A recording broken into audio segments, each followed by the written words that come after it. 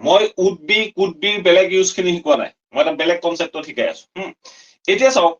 এনেকুৱা কিছুমান বাক্য আছে যিবোৰ আমি কন্টিনিউয়াছত কওঁ যিবোৰ আমি কন্টিনিউয়াছত কওঁ যেনে মই যদি কওঁ he is reading a novel he is reading a novel তেওঁ এখন নভেল পঢ়ি আছে ওকে এইটো এটা বাক্য ললো মই যদি কওঁ she is at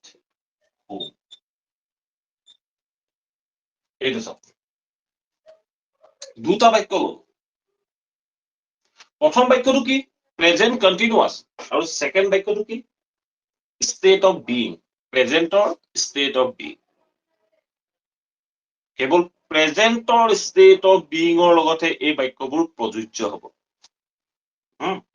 so প্ৰেজেন্টৰ state of being বুজি পোৱাৰ পিছত ইয়াৰ পিছৰ কনসেপ্ট খিনি আমাৰ বাবে সহজ হৈ গৈ থাকিব এতিয়া চাওক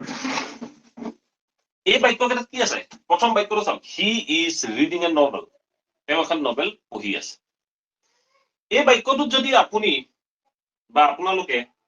যিকোনো মডেল ভার্ব ইউজ কৰিব লগা হয় বাস মডেল ভাৰ্ব সাবজেক্টৰ পিছত আপুনি চকুমুদি ইউজ কৰক এই হি ইজ যে আছে এই পজিশনটোত আপুনি যিটো মডেল ভার্ব লাগে সেই মডেল ভার্বটো ইউজ কৰক নো প্ৰবলেম কিন্তু ইয়াৰ পিছত আছে ইজ বাক্যটো আমি কন্টিনিউয়াছত কম কন্টিনিউয়াছত কলে যিকোনো বাক্য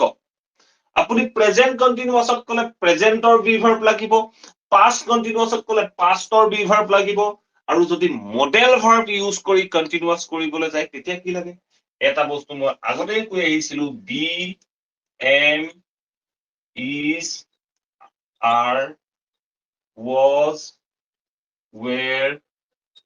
been being এইকেইটা মডেল ভাৰ্বৰ ৰূপ বুলি মই কৈ আহিছিলো সৰি বি ভাৰ্বৰ ৰূপ বি এম ইজ আৰ প্ৰেজেন্টত was were pastত been past participle being continuousত এইকেইটা বি ভাৰ্বৰ ৰূপ আমি অলৰেডি গম পালো যে এম ইজ আৰ এই তিনটা ব্যৱহাৰ হয় প্ৰেজেন্ট কন্টিনিউয়াছত আৰু was আৰু were ব্যৱহাৰ হয় past কন্টিনিউয়াছত এটা বি টু কোড ব্যৱহাৰ হ'ব কন্টিনিউয়াছত এই দুটা ব্যৱহাৰ হয় এই বি টু কন্টিনিউয়াছতে ব্যৱহাৰ হ'ব কন্টিনিউয়াস এক্টিভিটি বুজাবলৈ ব্যৱহাৰ হ'ব আপুনি যেতিয়া মডেল ভাৰ্বৰ লগত কোন কেইটা সিচুৱেশনত আপুনি বি ব্যৱহাৰ কৰিব মডেল ভাৰ্বৰ লগত সদায় বি ব্যৱহাৰ হয় কোন কেইটা সিচুৱেশনত ব্যৱহাৰ কৰিব হয় বাক্যটো আপুনি কন্টিনিউয়াছত ক'ব লাগিব নহয় আপুনি বাক্যটো ষ্টেট অফ বিইঙত ক'ব লাগিব অন্যথা আপুনি বাক্যটো পেসিভ ভয়েসত ক'ব লাগিব এই তিনটাই সিচুৱেশন গতিকে এটা চাওক আমি অলৰেডি গম পালো যে মডেল ভাৰ্বৰ লগত বি ব্যৱহাৰ হয় বাকি সেন্টেন্সত am is are was were use হয় past present continuous আৰু past continuous এতিয়া এই বাক্যটো সব কি কৈছে he is reading a novel তেওঁ এখন নভেল পঢ়ি আছে আপুনি এই বাক্যটোত যদি আপুনি ভাবে যে তেওঁ এখন নভেল পঢ়ি থাকিব পাৰে কাৰণ আপুনি could ইউজ কৰিব পাৰে তেতিয়া আপুনি ধৰক এই স্থানটোত ইউজ কৰিলে could he could এটা চাওক he could is reading হ'ব নোৱাৰে গতিকে মডেল ভাৰ্বৰ লগতো বি ডাইৰেক্ট নিজে বি হিচাপে বহে তেতিয়া আপুনি এই ইজ টুৰ ঠাইত যিটো ইজ ইউজ হৈ আছে এই ইজ টুৰ ঠাইত আপুনি সিম্পলি বি ইউজ কৰি দিব হৈ গ'ল he could be reading a book তেওঁ এখন কিতাপ পঢ়ি থাকিব পাৰে যিটো কন্টিনিউয়াছৰ বাক্য সেই কন্টিনিউয়াছৰ বাক্যটোতে মই মডেল ভাৰ্বটো ভৰাই দিছো জাস্ট বি ভাৰ্বটো আৰু মিনিং অনুসৰি মডেল ভাৰ্বটো ইউজ কৰিছো আপুনি ধৰক কাৰোবাক সুধিছে যে তাই এতিয়া ঘৰতে আছে কি কৰি থাকিব পাৰে আপুনি কৈছে যে তাই শুই থাকিব পাৰে তেতিয়া আপুনি কি ক'ব she could be sleeping now তাই এতিয়া শুই থাকিব পাৰে মানে কি হয় আপোনাক could be would be বুলি কৈ থাকিলে আপুনি একো ধৰিব নোৱাৰে আপুনি কিমান মুখস্থ কৰিব could be এইকেইটা কাৰণত ব্যৱহাৰ হয় মুখস্থ কৰিবলৈ বিৰাট কষ্ট মুখস্থ কৰি ইংৰাজী কোৱাটো সহজ নহয় যদি এইটো প্ৰচেছতে আপুনি ব্যৱহাৰ কৰিবলৈ শিকি যায় আপোনাৰ মুখস্থ নকৰাকে হৈ যাব একদম কোনো মুখস্থ নকৰাকে হৈ যায় এদিন বা দুদিন প্ৰেক্টিচ কৰি চালে হ'ল দুটা এটা বাক্য গম পাইছানে দুটা এটা বাক্য প্ৰেক্টিচ কৰি চালে এইখিনি বাক্য হৈ গুচি যায় কিন্তু আপুনি যদি আপোনাক যদি মই চাৰ্ট এখন দি দিওঁ would be should be এটা এটাকে বনাই মই চাৰ্ট দি দেখাই থাকো আপোনাৰ কিমান মুখস্থ কৰিব প্ৰত্যেকটো মডেল ভাৰ্ব ডেফিনেটলি টান হৈ যায় গতিকে এতিয়া চাওক আপোনাকে যি মডেল ভাৰ্ব লাগে আপোনাৰ ইচ্ছা অনুসৰি আপোনাৰ মডেল ভাৰ্বটো আপুনি ইউজ কৰিব পাৰে এই বাক্যটোত মই could ইউজ কৰিলো আপুনি couldৰ সলনি যি মডেল ভাৰ্ব লাগে আপুনি ইউজ কৰিব পাৰে এই বাকিখিনি একেই থাকিব বাকিখিনি সব একে যি মডেল ভাৰ্বই হওক ইয়াৰ পিছত দিয়ে বহিব বেলেগ কোনো মডেল ভাৰ্ব বহিবই নোৱাৰে আপুনি যদি কয় he would be reading now তেওঁ এতিয়া পঢ়ি থাকিলেহেঁতেন এই মুহূৰ্তত পঢ়ি থাকিলেহেঁতেন আপুনি ধৰক কৈছে তেওঁ যদি আজি ফুৰিবলৈ নগল হয় তেওঁ এতিয়া পঢ়ি থাকিলেহেঁতেন he would be reading now তেওঁ আমাৰ লগত খেলি থাকিলেহেঁতেন he would be playing with us যি হয় যি বাক্য লাগে আপুনি ক'ব পাৰে যদি আপুনি should be ইউজ কৰে উচিত he should be reading a novel তেওঁ এখন নভেল পঢ়ি থকা উচিত মানে বৰ্তমানত পঢ়ি থকা উচিত he should be reading a novel তেওঁ বৰ্তমানত পঢ়ি থকা উচিত মই পাষ্টলৈ যোৱা নাই পাষ্টলৈ গলে বেলেগ হৈ গুচি যাব বাক্য সম্পূৰ্ণ বাক্যৰ ষ্ট্ৰাকচাৰ চেঞ্জ হৈ গুচি যাব পাষ্টৰটো মই বৰ্তমান নিশিকাও প্ৰেজেন্টৰ খিনি হৈ যোৱাৰ পিছতহে মই পাষ্টৰ খিনি শিকাব পাৰিম কনচেপ্ট খিনি লাহে লাহে বুজি গৈ থাকিব লাগিব এতিয়া চাওক যদি আপুনি মে ইউজ কৰে he may be reading a novel তেওঁ এখন কিতাপ পঢ়ি আছে চাগে he must be reading a novel তেওঁ এখন নভেল পঢ়ি থাকিবই লাগিব মানে কোনোটো বাক্যই কনফাৰ্ম নহয় পঢ়ি আছে নে নাই আপুনি নিশ্চিত নহয় জাষ্ট আপুনি আইডিয়া কৰিছে he should be studying he should be reading a novel তেওঁ এখন নভেল পঢ়ি থকা উচিত মানে কোনোটোৱে কামটো হোৱাটো নুবুজায় মডেল ভাৰ্ব বিলাকে কামটো একদম পাক্কা হৈ যোৱাটো নুবুজায় তাৰ অকমান এটা ডিফাৰেন্স থাকে প্ৰত্যেকটো মডেল ভাৰ্ব এতিয়া চাওক তেনেকে আপুনি বিভিন্ন বাক্য ল'ব পাৰে বিভিন্ন বাক্যত একো নাই যেতিয়া মডেল ভাৰ্ব ইউজ কৰিব এই বি ভাৰ্বটোৰ ঠাইত ডাইৰেক্ট বি ইউজ কৰি দিলেই হৈ গ'ল ইয়াত যেনিবা বি ভাৰ্ব নালাগে এম ইজ আৰু ৱাজ ৱেৰ নালাগে এম ইজ ৱাজ ৱেৰৰ এম ইজ আৰু ৱাজ ৱেৰ যিটোৰ পৰা ওলাইছে সেইটোকে বহাই দিলেই হ'ল বিৰ পৰাই ওলাইছে ন গোটেইকেইটা she is dancing এতিয়া চাওক মই যদি কওঁ she is going to school okay she is dancing to she is dancing now she is dancing now okay এই বাক্যটো চাওক তাই এতিয়া নাচি আছে বুলি কৈছে এই মুহূৰ্তত নাচি আছে আপুনি এই ইজ টুৰ ঠাইত বি ইউজ কৰক বাকি যি মডেল ভাৰ্ব লাগে ইয়াত ইউজ কৰক যিটো মডেল ভাৰ্ব ইউজ কৰে সেইটো মতে বাক্যটো অৰ্থ ওলাব বাস হৈ গ'ল সিমানেই ডিফাৰেন্স সেইকণেই স্যার আপুনি যদি চাব এই বাক্যটো she dash be dancing now তাই এতিয়া নাচি থাকিব পাৰে she could be dancing now could লগালে she could be dancing now তাই এতিয়া নাচি থাকিব পাৰে she would be dancing now তাই এতিয়া নাচি থাকিলেহেঁতেন she should be dancing now তাই এতিয়া নাচি থকা উচিত she may be dancing now তাই এতিয়া নাচি আছে চাগে তেনেকুৱা she must be dancing now তাই এতিয়া নাচি থাকিবই লাগিব এইটো কনচেপ্ট যি মডেল ভাৰ্ব লগাই মডেল ভাৰ্বৰ মিনিংটো মতে বাক্যটোৰ মিনিং ওলাই গৈ থাকিব বুজিব পাৰিছেনে বি টু কণ্টিনিউৱাছ এতিয়া চাব হা এই ছেকেণ্ড বাক্য মই ওপৰৰ বাক্য দুটা মোহাই লওঁ দেই মই বাক্যটো কৈছিলো she is at home এতিয়া চাওক এই বাক্যটো কি কৈছে she is at home তাই ঘৰত আছে তাই ঘৰত আছে এই বাক্যটোত কিবা ভাৰ্ব আছে নে এই বাক্যটোত কোনোবা ভাৰ্ব আছে নে ভাৰ্ব নাই state of being ৰ বাক্য state of being ৰ বাক্যত কোনো ভাৰ্ব নাথাকে state of possession ৰ বাক্যত have has had থাকে state of being to am is are was were থাকে এতিয়া চাওক এই বাক্যটো যেনে ধৰণে আমি ভাৰ্ব নাই কাৰণে is use কৰিলো হয়নে ভাৰ্ব নাই কাৰণে is use কৰিলো যদি আপুনি এই বাক্যটো এনেকে লয় সি ডেছ এইখিনিত is আছে is টো লিখি লওক is at home ঠিক আছে এনেকে লিখি লওক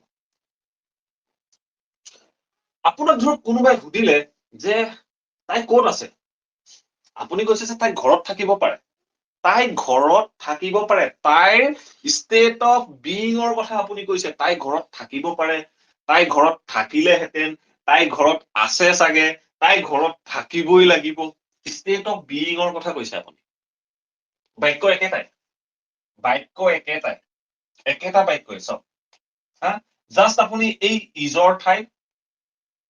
বি টো ইউজ কৰি যিটো অৰ্থৰ মতে মডেল ভাৰ্ব দৰকাৰ সেইটো ইউজ কৰক she could be at home তাই এতিয়া ঘৰত থাকিব পাৰে she could be at home right now use কৰিব পাৰে right now she could be at home right now তাই এই মুহূৰ্তত ঘৰত থাকিব পাৰে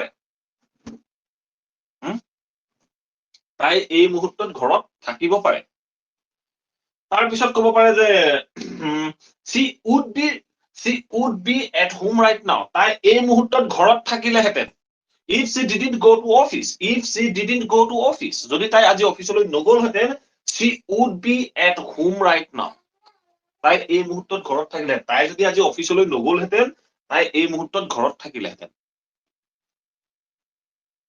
এইটো would be এই মুহূৰ্তত মানে বৰ্তমানত বুজাইছে তাৰপিছত চক should be লগাই দিলে she should be at home right now এই মুহূৰ্তত তাই ঘৰত থকা উচিত she should be at home right now এই মুহূৰ্তত তাই ঘৰত থকা উচিত এই খালি ঠাইটোত যিটো মডেল ভাৰ্ব লাগে ইউজ কৰক she may be at home right now তাই এই মুহূৰ্তত ঘৰত আছে চাগে বাস she must be at home right now তাই এই মুহূৰ্তত ঘৰত থাকিবই লাগিব একেটা কনসেপ্টে okay he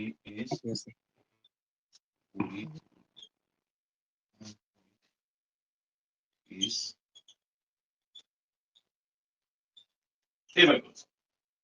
he is with his mother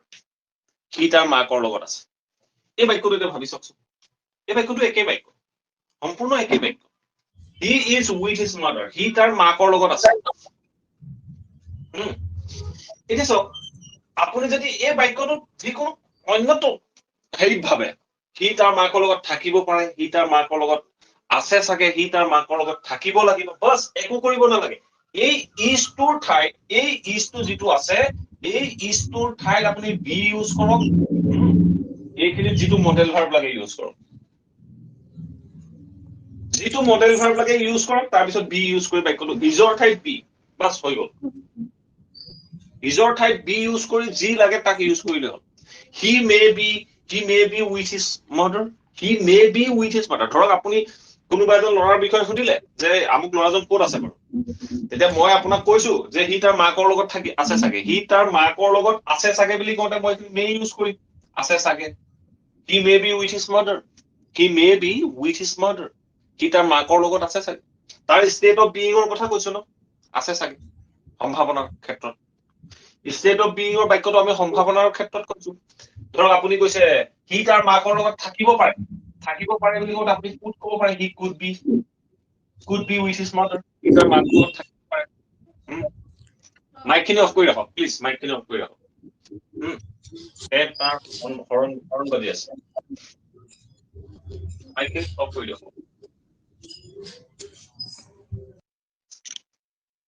okay so এতিয়া চাওক যদি would ইউজ কৰে he would be with his mother সি তাৰ মাকৰ লগত থাকিলেহেঁতেন আপুনি কৈছে যে সি যদি আজি বাহিৰলৈ নগল হয় বা সি যদি আজি কলেজলৈ নগল হয় সি এতিয়া মাকৰ লগত থাকিলেহেঁতেন if he didn't go to college today he would be with his mother সি তাৰ মাকৰ লগত থাকিলেহেঁতেন মে কলো কুট কলো উট কলো চুট কলো ধৰক কাৰোবাৰ মাক বেমাৰ হৈ আছে আপুনি কৈছে তুমি তোমাৰ মাৰ লগত থকা উচিত বা তেওঁ তেখেতৰ মাকৰ লগত থকা উচিত he should be with his mother সি তাৰ মাকৰ লগত থকা উচিত মাকৰ বেমাৰ হৈ আছে তুমি ইয়াত ঘূৰি ফুৰিছা he should be with his mother সি তাৰ মাকৰ লগত থকা উচিত বা আপুনি যদি কয় তোমাৰ মাৰ বেমাৰ হৈ আছে তুমি তোমাৰ মাৰ লগত থাকিবই লাগে কম্পালচন তুমি তোমাৰ মা বেমাৰ হৈ আছে তুমি তোমাৰ মাৰ লগত থাকিবই লাগে তেতিয়া কি ক'ব he must be with his mother তেওঁ মাকৰ লগত থাকিবই লাগে প্ৰেজেন্টত থাকিব লাগে গতিকে এতিয়া এই would be could be should be যিমান কেইটা ইউজ দেখাইছো মডেল ভাৰ্বৰ লগত গোটেইখিনি প্ৰেজেন্ট সিচুৱেশ্যনৰ কাৰণে দেখাই আছো he has a তাৰ এটা কুকুৰ আছে এইখিনি হ'ল ষ্টেট অফ পজিশ্যন এইখিনি হ'ল ষ্টেট অফ পজিশ্যন এই ষ্টেট অফ পজিশ্যনৰ বাক্যখিনিও কিন্তু মডেল ভাৰ্ব ইউজ হৈ যায় ষ্টেট অফ পজিশ্যনৰ বাক্যখিনিতো মডেল ভাৰ্ব ইউজ হৈ যায় মই বাক্যটো কলো যে হি হেজ এ ডগ তাৰ এটা কুকুৰ আছে আপুনি কব পাৰে ন তাৰ এটা কুকুৰ থাকিব পাৰে বুলিও কব পাৰে তাৰ এটা কুকুৰ আছে চাগে বুলিও কব পাৰে এতিয়া চাওক একো নাই এই মডেল ভাৰ্বত আপুনি এই মডেল ভাৰ্বটোৰ স্থানত যি ভাবে আপোনাৰ মনৰ খুচিমতে ভাবিব পাৰে he could have a dog তাৰ এটা কুকুৰ থাকিব পাৰে আপুনি ধৰক কোনোবা এজন ল'ৰাক চিনি পাই পেলাই আপুনি দেখিলে যে সি কালি মস্ত ডাঙৰ কুকুৰ এটা লৈ ঘূৰি ফুৰিছে শিকলি লগাই তেতিয়া আপুনি মনতে ভাবিছে যে তাৰ কুকুৰ থাকিব পাৰে দেই সি কুকুৰ এটা লৈ ঘূৰি ফুৰিছে থাকিব পাৰে he could have a dog would মানে হেঁতেন he would have a dog তাৰ এটা কুকুৰ থাকিলেহেঁতেন তাৰ এটা কুকুৰ থাকিলেহেঁতেন he should have a dog তাৰ এটা কুকুৰ থকা উচিত এইটোতো ডাইৰেক্ট উত্তৰ ওলাই আছে হি শুড হেভ এ ডগ তাৰ এটা কুকুৰ থকা উচিত এইটোতো প্ৰেজেন্টতে হ'ব লাগিব তাৰপিছত হি মে হেভ এ ডগ তাৰ এটা কুকুৰ আছে চাগে এইটো প্ৰেজেন্ট আছে চাগে বুলি কওঁতে প্ৰেজেন্টেই হ'ব আছিল চাগে বুলি কোৱা নাই নহয় তাৰপিছত ধৰক হি মাষ্ট হেভ এ ডগ তাৰ এটা কুকুৰ থাকিবই লাগিব C has N iPhone bus একো কৰিব নালাগে এই হেজটোৰ ঠাইত আপুনি মডেল ভাৰ্ব আৰু হেভ ইউজ কৰক হৈ গ'ল বাক্য একেখিনি বাক্যই C May have a laptop তাৰ এটা লেপটপ আছে চাগে C must have a laptop তাৰ এটা লেপটপ থাকিবই লাগিব সি শুড হেভ এ লেপটপ তাৰ এটা লেপটপ থকা উচিত